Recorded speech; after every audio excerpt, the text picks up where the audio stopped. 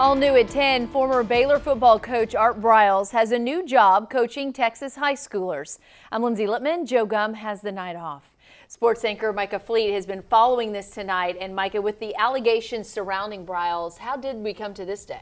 Well, Lindsay, Mount Vernon ISD held a board meeting at 5:30 p.m. on a Friday going into a holiday weekend to vote Briles in and then send a release about the hiring. Dave Campbell's Matt Stepp was the first one to report Mount Vernon was even considering Briles. Minutes later, I confirmed that Briles had been hired and obtained the release from Superintendent Dr. Jason McCullough announcing the decision. In that release, McCullough talks about Briles' 20-plus years in high school coaching, his stint in Italy, and his coaching at 3 Texas universities, but the release does not mention the Baylor sexual assault scandal. In fact, it doesn't even mention Baylor by name.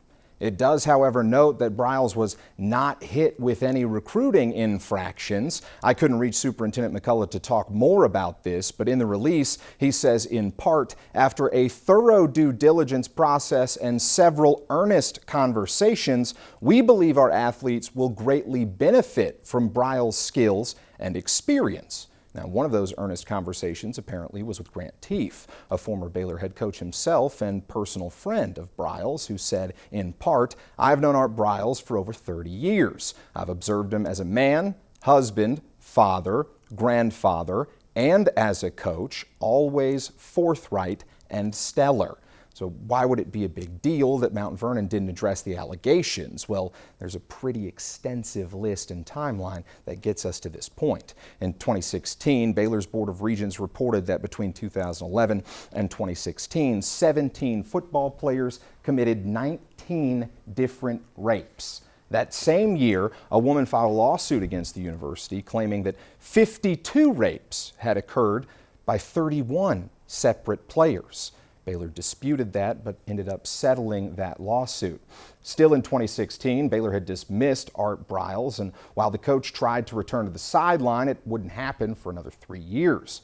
August of 2017, the Canadian team, the Hamilton Tiger Cats, tried to hire Briles as an assistant, but by the end of that very same day, the outrage was too much, and they fired the coach. August of last year, Welfi Firenze, an Italian football team, hired Briles for their coaching job, for which he was able to keep the whole season. It is worth noting that Briles has argued against these allegations, has said that he has no part in any cover-up or anything, and in fact, in the release today, he said in part, "I have learned many lessons during my time as a coach.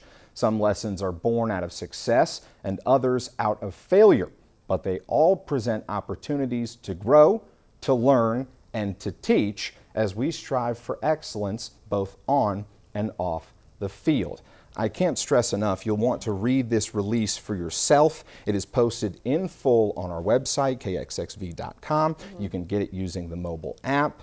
But there's one thing to note here, and it's that a man who was in the middle of a very shady, possibly criminal situation is now a head football coach of a Texas high school. And you and I were just talking, the upside for him is that he gets to keep coaching, and you feel like that's probably his motivation for continuing to. Definitely his motivation. He's been clear since 2016. That's all he wants to do again. Kendall Briles, Art's son, when asked about Art, has said, "All my dad wants to do is continue coaching." But as we've seen in that timeline, other programs have tried this and have not been successful. That's why you do this before a holiday weekend, so you don't have to answer questions. We're going to keep after it. We're going to make sure that the questions are answered. Well, I know that you're going to keep asking those questions. Thank you so much, Micah.